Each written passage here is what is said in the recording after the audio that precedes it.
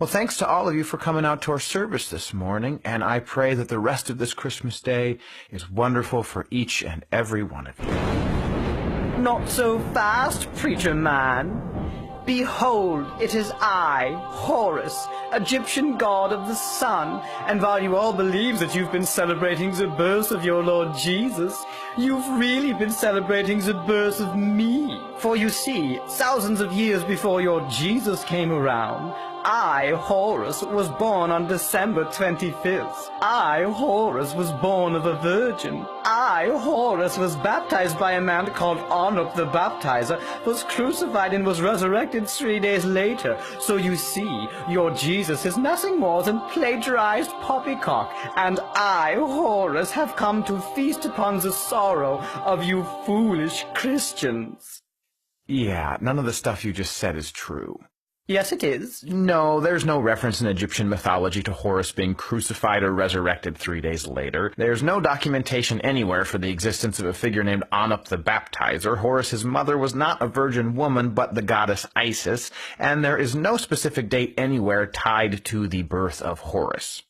I'm pretty sure there is. Actually, no. All of these claims and many others indicating that early Christians yoinked the mythology of Hórus and stuck it on top of Jesus were all completely made up by Gerald Massey, a 19th century cuckoo banana-bird self-taught Egyptologist who never provided the slightest shred of evidence for any of these claims and who was laughed out of the room by every serious Egyptologist on the planet. So thank you very much for your attempt to ruin our celebration of Christ's birth, but I'm afraid we're all still having a very Merry Christmas, Hórus. Hórus? Did I say my name was Hórus?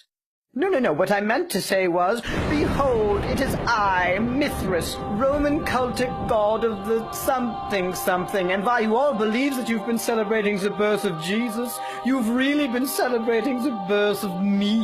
For you see, I, Mithra, was born of a virgin. I, Mithra, had 12 disciples, and I, Mithra, gave those disciples a meal consisting of my body and my blood. Sound familiar, Christian dummies? Actually, Mithras was born from a rock, not of a virgin. He had 2 companions, not 12 disciples, and the Mithraic meal was one he shared with the sun god, where they feasted not on his own flesh, but on the flesh of a bull. But even if those claims were true, Christians were already confessing the virgin birth, recognizing the 12 apostles, and celebrating the Lord's Supper before they ever encountered any Mithraic cults. So I'm afraid that you've taken neither the holly nor the jolly out of our Christmas, Mithras. Oh, you must have misheard me. I'm not Mithras. I'm, Quetzalcoatl, Aztec god of the wind. And while you all think that you've been... No Christian on the face of the planet ever heard of Quetzalcoatl until the 16th century. Well, then I'm Balder, Norse god of the... There were 193 popes before Balder's mythology was actually written down. Then I'm Hórus, Egyptian god of the sun. You already did that one.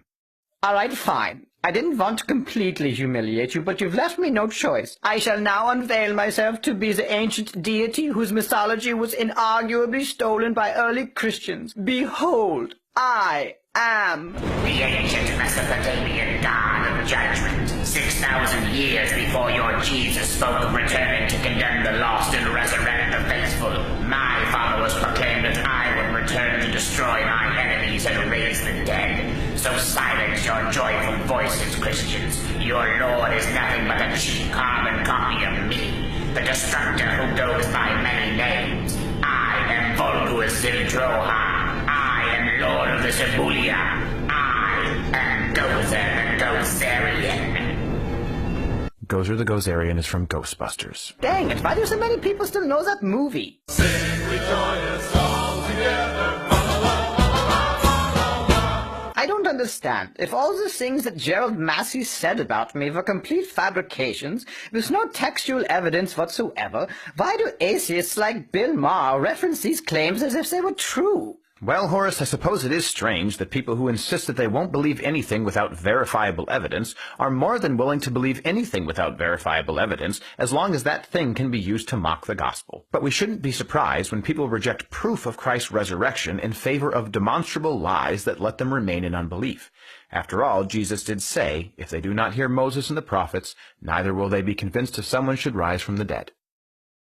I said that before Jesus did. Oh, you absolutely did not! Jesus